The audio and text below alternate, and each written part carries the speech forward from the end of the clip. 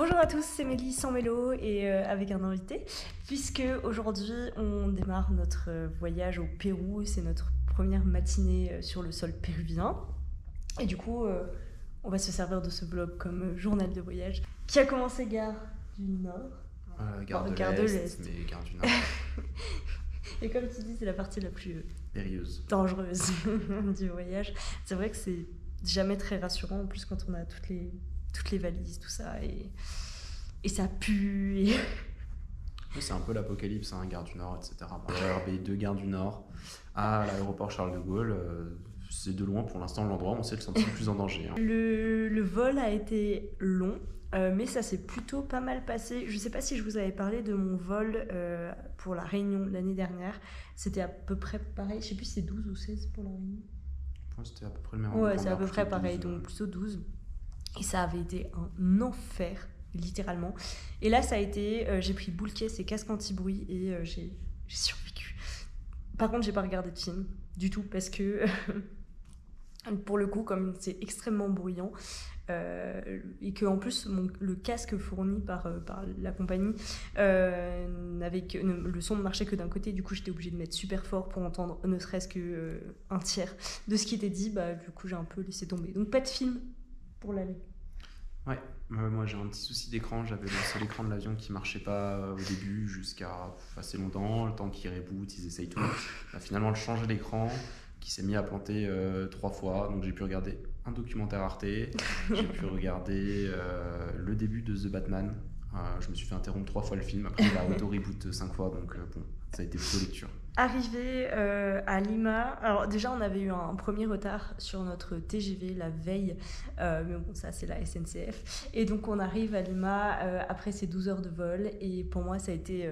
très difficile parce que je ne parle pas un mot d'espagnol, je le comprends pas du tout, et je suis tombée, je pense, sur la seule employée des polices aux frontières qui ne fait aucun effort. Autant tous les autres avaient l'air vraiment sympa. Non, il était gentil, il parlait anglais et tout, franchement il était super nice quoi. Et pour moi, pas du tout. Donc ça a été terrible. Elle a vraiment pas été sympa. Et je vous avoue que mon premier contact avec le peuple péruvien, du coup, n'était pas forcément des plus sympas. Et puis après, voilà, récupération des valises. On a été pour attraper notre vol intérieur vers Arequipa. Et là, il y a eu 50 minutes de retard. Quelque chose comme ça. Ouais. J'aurais dit 40, mais en fait, on est parti on est parti en retard en plus. Donc, mais bon, nous sommes finalement arrivés. On a été très bien accueillis par une personne qui ne parlait pas du tout un mot d'anglais, donc juste de l'espagnol. Mais bon, soit. Et nous sommes dans un hôtel qui a l'air trop beau. Alors nous, on est arrivés de nuit, mais juste de nuit, ça a l'air trop joli avec plein de petites cours intérieures. En fait, c'est super insolite d'avoir ça en centre-ville d'une grande ville qui plus est. Hein. Nous, en tant que Français, c'est assez rare. C'est vraiment, ça fait mini maison. Après, je pense que c'est très culturel. Et enfin, moi, je connais pas du tout la culture d'Amérique du Sud, donc je pense que la construction de maisons comme ça autour de cours intérieures, c'est peut-être leur façon de faire, mais en tout cas pour nous c'est assez atypique et c'est très joli. Donc là le réveil, on s'est couché très tôt puisque à 22h on s'est éteint. Sachant qu'en vrai ça faisait 22h quasiment qu'on était levé, hein. On est parti à 7h, on s'est levé à 7h30 7h30 la veille, Charles de Gaulle. Donc et puis on n'a pas dormi tant que ça dans l'avion, c'était un vol de jour. On s'est couché à 22h heure locale et on s'est réveillé à 5h du matin, logique. Donc après on a essayé de faire traîner un petit peu les choses, de ne pas avoir l'estomac qui grogne parce qu'avec les 7 heures de décalage en France il était midi. Donc là voilà, il est 7h30 je pense à peu près, et on va aller voir pour le petit déjeuner. Et on va se renseigner un peu. Là, on a une journée de libre dans Arequipa. Donc, ça va être cool. On va aller à la découverte un peu. Ouais, c'est ça. Faut qu'on change les euros en sol. Ouais. Faut qu'on achète de l'eau en bouteille. C'est principalement nos deux missions. Et peut-être s'acclimater à l'altitude. Si pour l'instant, on n'a pas fait beaucoup d'efforts, on ne sent pas trop la différence. Voilà, c'est 2005. Donc, honnêtement, mais quand même, je pense que ça pourrait arriver. Donc, à voir. Non, je pense que ça ira. Pour moi, c'est vraiment l'étape suivante. Tout ça va être plus dur. Mais 2005, c'est pas énorme. Hein. Quand on est en montagne, c'est à peu près pareil. Maintenant, le truc le plus surprenant, surprenant. Quand on est habitué à avoir de l'eau potable et à juste prendre une gourde sur soi, c'est particulier de se dire que maintenant je vais devoir délaisser ma gourde et notre mission c'est trouver de l'eau potable, donc trouver de l'eau en bouteille en fait et se promener avec des bouteilles tout le temps sur soi. L'autre truc surprenant, c'est toutes les sonneries d'animaux que Mélie a remarquées dans le voyage en avion. Mais oui, en fait, alors déjà ça c'est un truc, c'est que tout le monde laisse son téléphone à sonore. Vraiment, ça a l'air extrêmement systématique ici, alors que en France, c'est plutôt l'inverse, j'ai l'impression. Les gens le laissent assez peu en sonore. En fait, on met en sonore quand on sait qu'on attend un appel ou un truc important, mais sinon, le reste du temps, c'est en vibreur, quoi. Là, il y a le son tout le temps. Vous savez, même le son quand on touche l'écran, genre ploup, ploup, ploup, à chaque fois que quelqu'un fait quelque chose. Et en plus, j'ai l'impression que beaucoup de sonneries de réception de messages, c'est des miaulements, des hennissements. Bon, j'attends de voir parce que c'était juste, voilà, j'ai remarqué ça hier, on va voir si ça se confirme. Si ça se confirme. Mais, non, donc voilà, on découvre, on apprend les spécificités du pays et on va vous emmener avec nous et on va se faire un chouette voyage.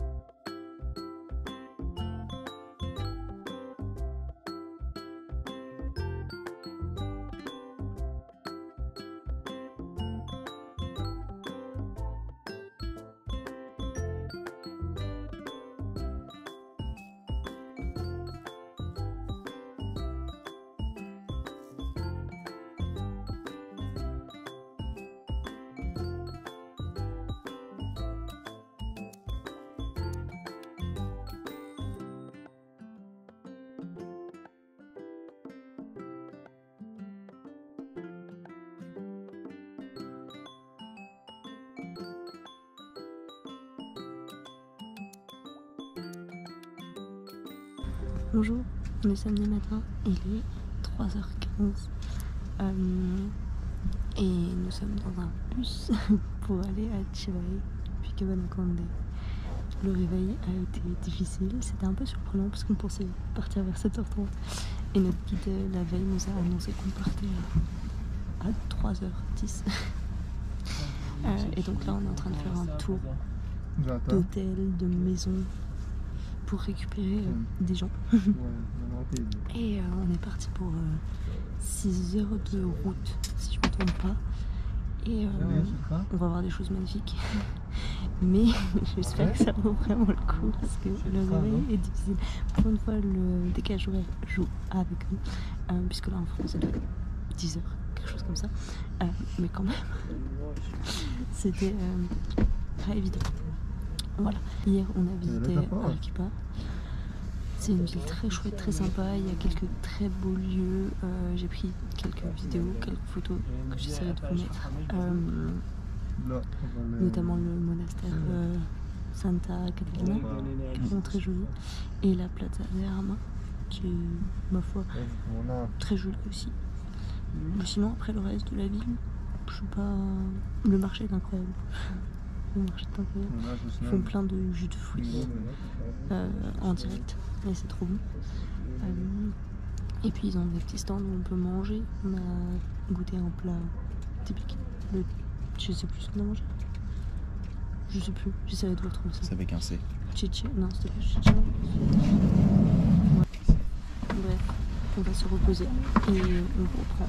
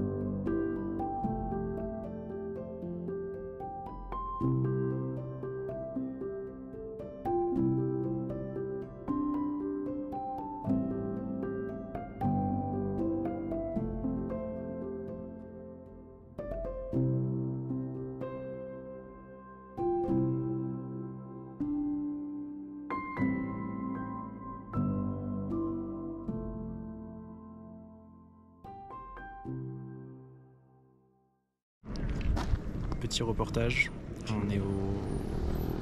comment ça s'appelle? Cross del Condor, non? Cross del Condor, là on est supposé voir des condors qu'on n'a pas du tout vu. On a vu des colibris et des touristes brillants et un mec déguisé en condor. On a juste été un peu con parce qu'on a descendu pour aller autre part et en fait on a oublié qu'effectivement il y avait de l'altitude et notre cœur a battu très vite quand il s'est agi de remonter et on a été un peu con. C'était en altitude et Mélie a eu du mal à remonter et moi ici d'ailleurs, c'est très très éprouvant l'altitude, je l'ai senti, le cœur qui bat vite, etc.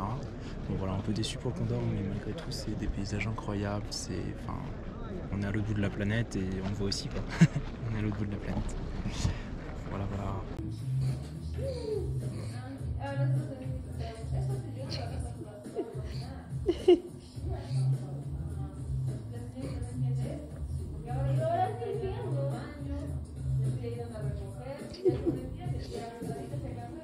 Oh là là. Un petit envahisseur.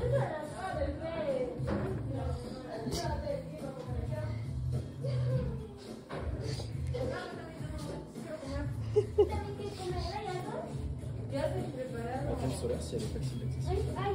Ah, on y va, je crois.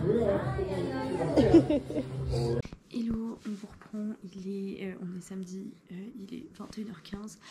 Le réveil de ce matin a un petit peu piqué. On a fait tout le trajet en bus qui a été, ma foi, très long Et le soleil se lève super tôt d'ailleurs, on a oublié de le dire, mais du coup quand on essaie de dormir dans le bus et qu'à 5h il fait grand jour, c'est particulier. Mais les paysages sont juste magnifiques. Donc là on a été jusque Chivay. On a été jusqu'à Chivay ce matin pour prendre un petit déjeuner Ouais. Rustique. Et ensuite on a été à la Cross del Condor. On n'a pas vu de condor. Voilà. Et puis après on a fait la route jusqu'à l'entrée Cabanacande, l'entrée du canyon de Colca. On a laissé nos bagages à Cabanacande et on est redescendu en 2h. 2h10, 2h30. 2h10 je crois. Juste tout en bas. Plein soleil. Donc on a commencé la descente à 9h50, quelque chose comme ça. On est arrivé en bas, il était midi 10, midi 20, je crois, quelque chose comme ça. Et c'était superbe, vraiment. Ouais, la promenade est top, enfin les paysages. Ouais, on n'a pas pris de vidéos, mais beaucoup de photos, donc vous en aurez. Mais waouh, c'est impressionnant. Et en fait, on descend dans un oasis et on a descendu, je sais pas combien de dénivelé. On a descendu. On est descendu dans un paysage très très aride, avec même les cactus étaient en train de mourir. Oui, il n'y a pas d'herbe, c'est que de la poussière et de la pierraille, quoi. Et on arrive en bas, et en bas, là, c'est que... voilà, quoi, on entend des cascades artificielles, vous les aurez sûrement pas, mais il y a des cascades artificielles, il y a des arbres fruitiers partout. Ouais, on s'est baigné dans un bassin... Ouais, ça, c'est une piscine. On est dans une piscine. Mais ils arrosent quand même le gazon. Oui, ils arrosent le gazon, ça c'est quand même incroyable. Il y a des palmiers, etc. C'est une oasis, hein, très clairement. Ouais. C'est une oasis et on dort dans un petit bicoque dans une oasis. Ouais, on vous a pas fait de room tour d'ailleurs. Mais jusque-là, ça valait pas trop le coup. Ouais, non, ici, ça reste... Je sais pas si on peut... Je sais pas si on verra, mais voilà, le plafond. Le papier. Et le mur avec la toile, c'est du tissu tiré, enfin bref. On n'a pas réussi à prendre de douche en tant que telle parce que l'eau reste froide, donc c'est pas facile. Et puis on s'est tapé une grosse insolation, enfin, surtout moi, soit un petit peu, mais j'ai commencé à être vraiment pas très bien. J'avais déjà mal à la tête en descendant. Et pourtant, casquette, crème solaire, on a bu et arrivé en bas, la fatigue, quoi. Je me suis dit normal. Et je sais pas, mal de tête qui a commencé au moment où il fallait aller déjeuner. Et donc impossible pour moi d'avaler quoi que ce soit au déjeuner. Et ouais, j'ai dormi, j'ai beaucoup dormi cet après-midi. J'ai quand même profité un peu de la piscine, mais j'ai beaucoup dormi. Et on s'est réveillé là à 19h45. Notre guide est venu nous chercher en disant, en fait, le dîner c'était 19h30. On n'avait pas mis de réveil. Et ça va beaucoup mieux maintenant, mais c'est vrai que j'ai passé un après-midi compliqué. Ouais. Non, de 16h30 à 19h45, on a dormi, quoi. Ouais. Il y a un mix fatigue, altitude, soleil, qui clairement était pas à minimiser. En fait, en arrivant en bas, toute la fatigue, enfin tout qui retombe, quoi. Tout qui retombe. Mais bon, là, on va vraiment bien. Il est sur l'heure qu'il est. Là, on va retourner dormir, je pense. Par contre, ce qu'on a fait, c'est que... alors, on a descendu en 2h10, 2h30. Et en fait, une fois qu'on est descendu, il faut remonter. Donc demain, le plan, c'est de remonter. Sauf que, honnêtement, ça va être... on s'est dit, surtout vu notre état cet après-midi, que ça allait pas être possible de se lever à, du coup, 3h30 pour un départ à 4h30. Et 2 heures, entre plutôt 3h, 3h30 de remonter. Ouais. On s'est dit que ça allait pas être possible. Moi, j'avais vu la possibilité de remonter à cheval. En fait, c'est pas des chevals, c'est des mules. Et on les a vues passer. Elles sont descendues, nous ont dépassées dans la descente. Ouais, c'est trop marrant. Et du coup, vu notre état, on s'est dit, on va pas tenter la remontée avec un réveil à 4h30 le matin. Enfin, réveil à 3h30. Donc on a réservé des mules pour demain.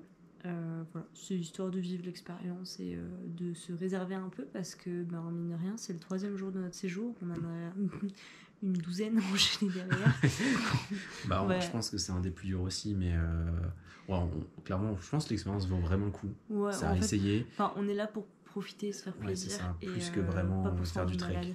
Donc voilà, tant pis, l'expérience trek, on l'aura fait à moitié, mais en échange, on Ouais. fait une petite expérience Très, de... très, très content, très, très hâte d'essayer les mules. J'aurais mal aux fesses. Faut pas avoir mal.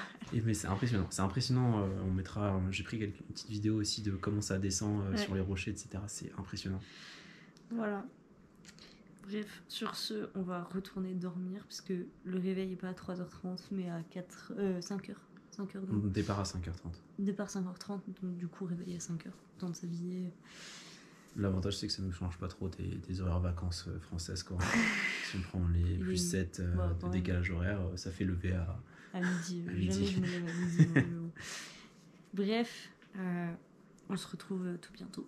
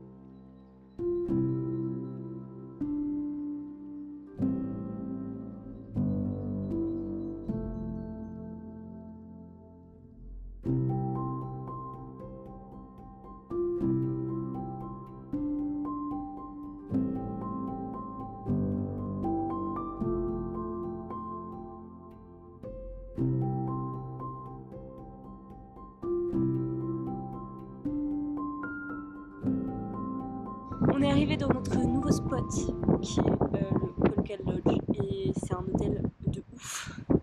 5 étoiles. Ouais, un 5 étoiles. C'était un peu la... Normalement c'était pour après la montée qu'on a fait à dos de mule du coup, donc c'est sûr qu'on arrive moins fatigué et on peut un peu profiter du paysage déjà parce que c'est juste magnifique, mais vraiment au bord de la rivière Colca. Et là, actuellement, nous sommes en plein dans un champ d'alpaga. Le champ de la petite ferme d'alpaga de l'hôtel. Voilà.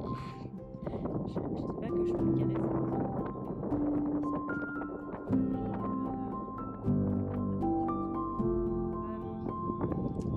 Donc là, on profite un peu de la nature, du vent. On a eu un petit coup de chaud en arrivant, je pense que c'est l'altitude. Encore. On va mettre un peu de temps à s'habituer. Je pense que demain sera le pire, parce qu'on monte à 3008. On va à Puno. Et voilà. Là, pour l'instant, ça va. On profite. On a quand même descendu hier pendant 2 heures. Là, on a fait l'équivalent, mais à dos de mule. Ouais. Et c'était pas super rassurant. Mais en fin de compte, ça s'est super bien passé. L'avantage, c'est que c'était pas de la descente et de la montée, donc ça faisait pas trop mal aux fesses.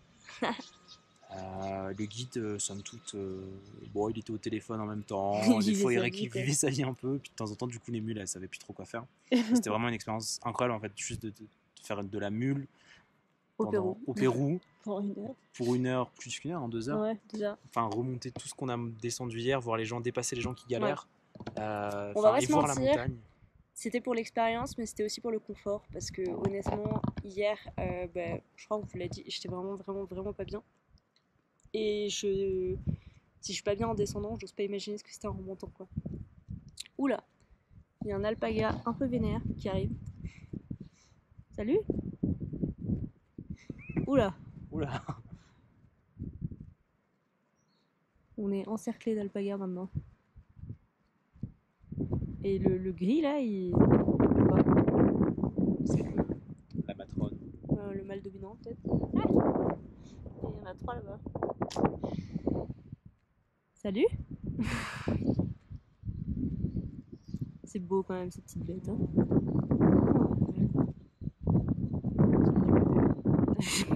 C'est peut-être ça. On s'est pas encore fait cracher la gueule en tout cas. Déjà ça. Mais je pense que lui, on a un petit peu envie. Ah oui, effectivement. Quand il met les oreilles en arrière, c'est que. Pas content. Ouais, on va peut-être les laisser. On va peut-être les laisser. Ah non, c'est peut-être juste quand il voit la GoPro vers lui, ça le. Je sais pas. Ouais, on va pas rester très longtemps. Je pense qu'on va aller profiter des sources d'eau chaude. Et on va peut-être pas tarder à les manger. Je trouve que ça, c'est un des trucs les plus durs, c'est gérer la faim. Alors moi, en France, j'ai tendance à avoir tout le temps faim. Et là, c'est très dur, parce que déjà, il y a le décalage horaire. C'est et puis, l'altitude et la chaleur en fait. Là.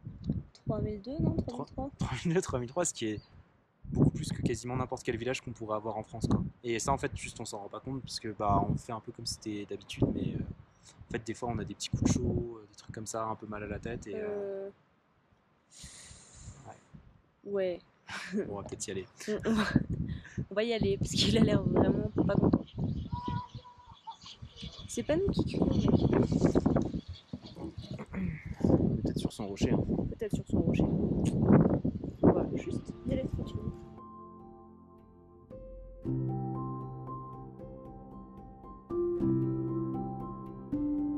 Bref, voilà.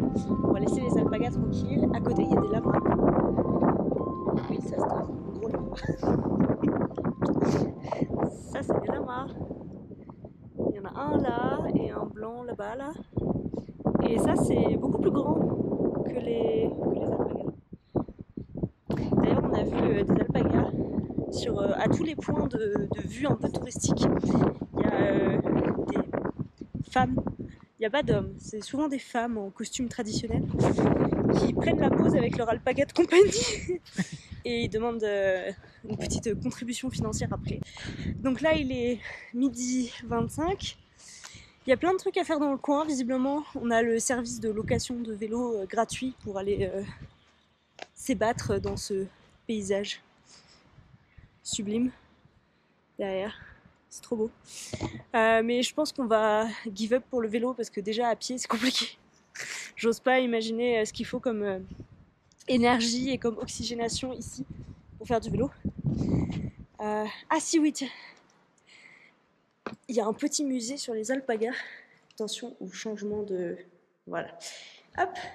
Non, c'est pas ici. Ah, ça c'est celui des condors. D'ailleurs, on a vu des condors et c'était trop bien. Hop. C'est celui d'à côté qui est sur les alpagas. Et du coup, on peut, à défaut de pouvoir caresser ceux-là, il y a plein de petits trucs avec plein de petites cases avec de la laine d'alpaga. Attention, changement de... Hop. Là. C'est trop fluffy. C'est trop plaisir. On n'a pas encore acheté de pull ou quoi que ce soit en alpaga. Parce qu'on va attendre plutôt d'être à Puno ou Cusco. J'ai bien envie d'un pull et puis on verra pour faire les petites courses de Noël éventuellement.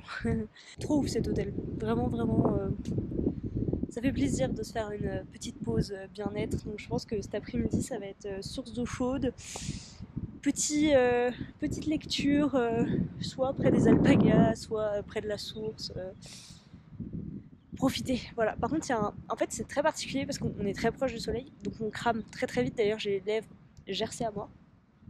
Il fait très chaud au soleil, mais il y a un vent bien frais qui est un peu traître du coup. Voilà. Donc c'est pour ça, je sais pas si je vais faire bronzette parce qu'il fait en même temps un peu frais pour être en maillot de bain et en même temps il fait il fait chaud et on a des coups de soleil assez rapidement, enfin surtout moi. Voilà. Bref, je vais vous laisser pour cette partie-là du vlog, je vous reprendrai sûrement pour d'autres activités dans cet hôtel.